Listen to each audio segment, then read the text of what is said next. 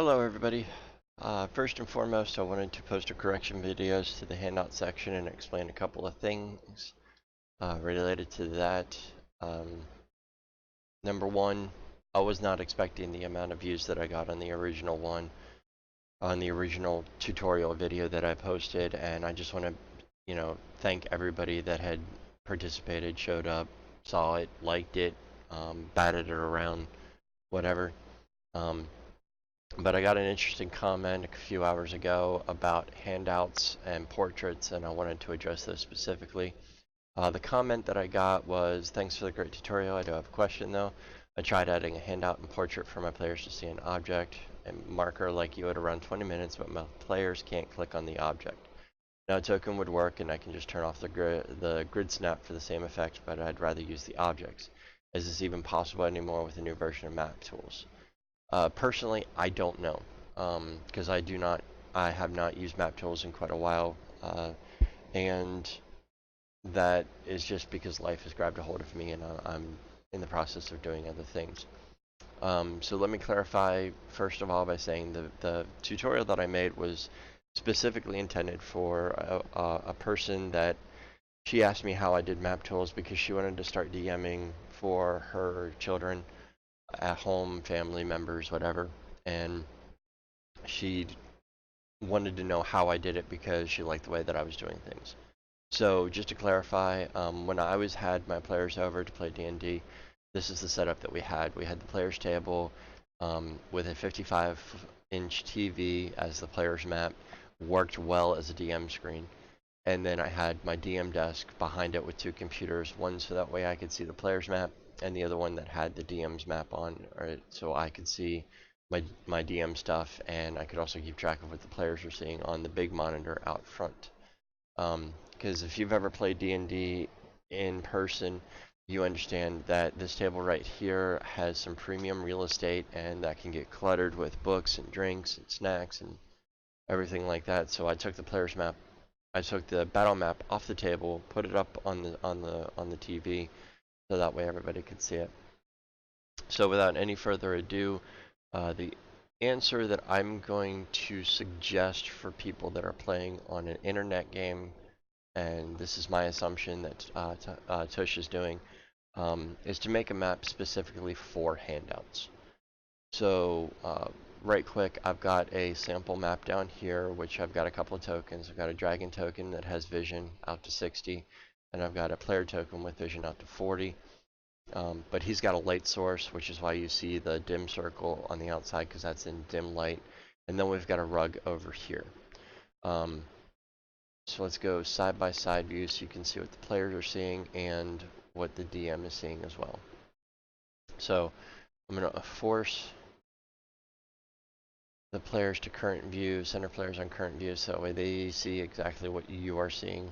And now that rug has something special going on with it. Now it's got player handout 10 on there, and as you can see it says a tapestry that seems out of place. Now under the GM notes, they see a crumpled tapestry out of place. Search DC 20.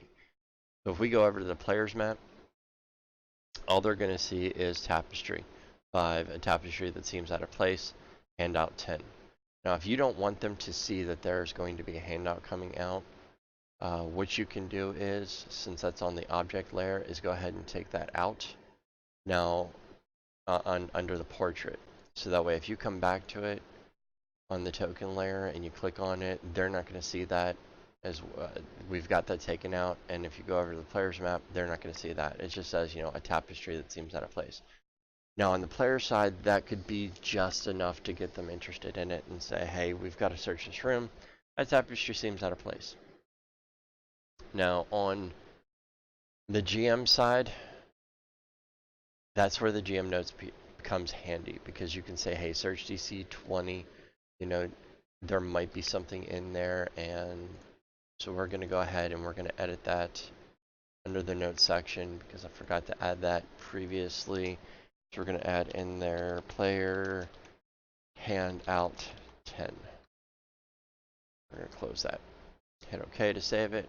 And so if you're on the token layer and you go ahead and click on that, under the GM notes there, you're going to see a crumpled tapestry that seems out of place. Search DC 20, player handout 10.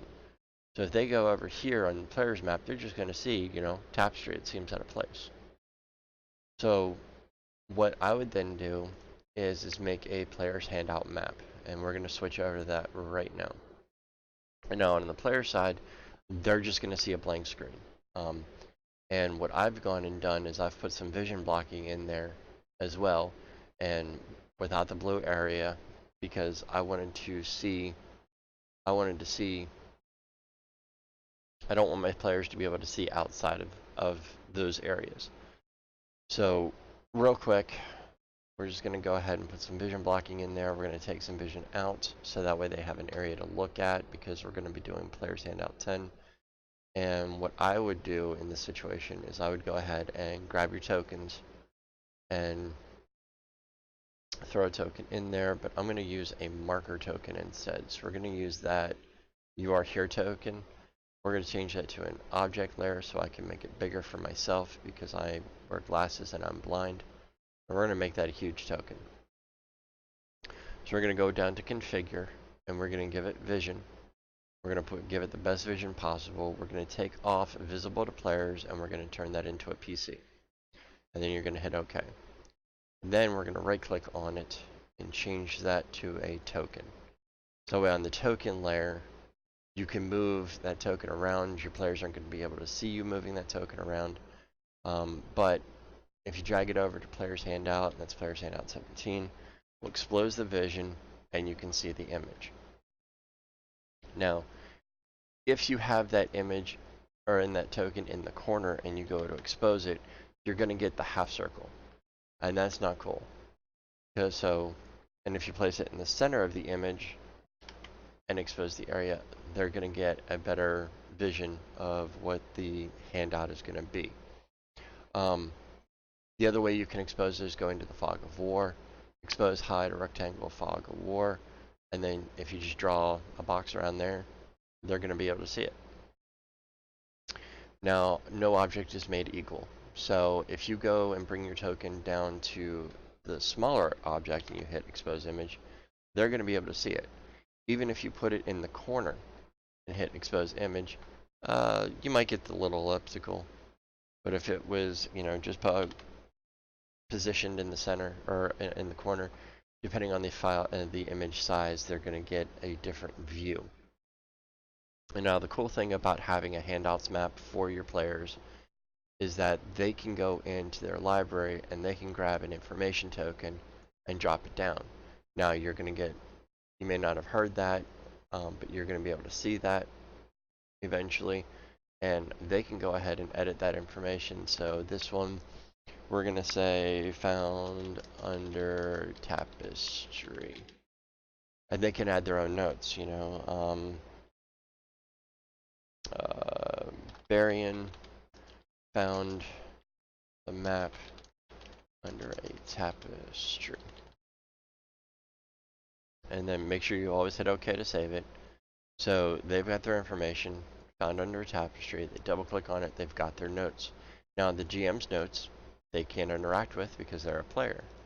Now from a GM standpoint, you can go in and make your own notes, page 57, 56, map 3, area 21, so that way you could flip, if you have the adventure in front of you, you could flip specifically to that page, know where that came from, in case you need to reference back to it. Now, on the player side, they're not going to be able to see your GM notes.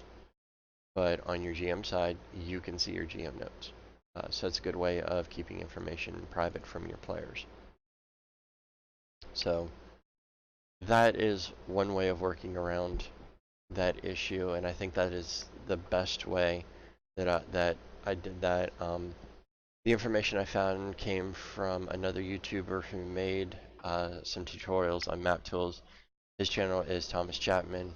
I'm going to link his workaround as well into the description. Hopefully you'll find some information on his channel that'll help you out. This was the best thing that I could find and the best workaround that I could find, because like I said before, I've got different settings on the way that I was using map tools. That's why I called it Map Tools My Way. Um, but hopefully this will give everybody, hopefully this helps somebody. And again, I just want to thank everybody for viewing my video. Wasn't expecting the kind of traffic that I got. I'm always down for questions. If anybody has any questions, comments, always leave them in the comment section, and no trolling, because I will delete those immediately. Um, but constructive criticism, if you have things that you want to see, I thought about making a whole series dedicated to map tools, but I just don't think I have the time. And yeah, so again, I want to thank everybody for coming by. Appreciate you being here. Big shout out to anybody who enjoyed my video, and hopefully I get to make another one in the future when time permits. And you guys have a great day.